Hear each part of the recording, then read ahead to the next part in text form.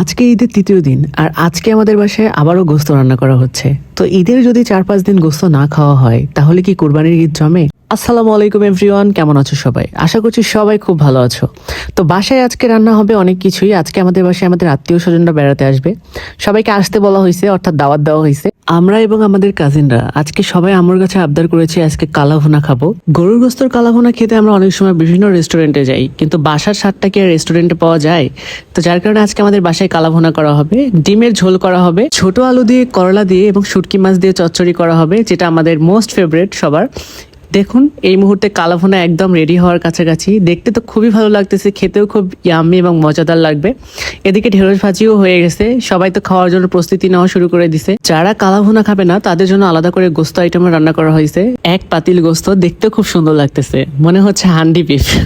যাই হোক, আমার কাছে তো খুবই ভালো লাগে। এইদিকে ভাজি আইটেম রেডি, আর আমার জন্য আলাদা করে ডিম তুলে রাখা হয়েছে, কারণ আমার গ্যাস্ট্রাইটিস প্রবলেম, আমি ঝাল দেওয়া তরকারি খেতে পারবো না। এই জন্য আম্মু পেঁয়াজ ভুনা এবং ডিম আমার জন্য আলাদাই তুলে রাখলো। দেখুন রান্না বান্না একদম সবকিছুই রেডি, এখন সবাই মিলে খেতে বসবো। বাসায় যখন অনেক অনেক রিলেটিভ আসে আর সবাই মিলে যখন একসাথে বসে কোনো কিছু খাওয়া যায়, তার কিন্তু মজাই আলাদা। দেখুন চচ্চড়িটা এত বেশি ভালো লাগতেছে যে আমার জিভে জল চলে আসলো। এই চচ্চড়ি দিয়ে লেবুর রস দিয়ে স্বাদটাই অন্যরকম। তো খাবার একদম রেডি। মিনহাজ আর আমি একসাথে বসছিলাম। মিনহাজ তো একদম কালাভুনার পিস নিয়ে নিছে, আমি ফার্স্টে ডিম দিয়ে খাবো। ডিম আমার বরাবরই অনেক প্রিয়, ফার্স্টে যেটা বললাম। আর ঢেঁড়স ভাজিও আমার খুব প্রিয়। এগুলো শেষ করে আমি কালাভুনা নিয়েছিলাম, সেটাও খুব টেস্টি ছিল। সব মিলিয়ে আজকের খাবারগুলো জাস্ট দারুণ হয়েছে।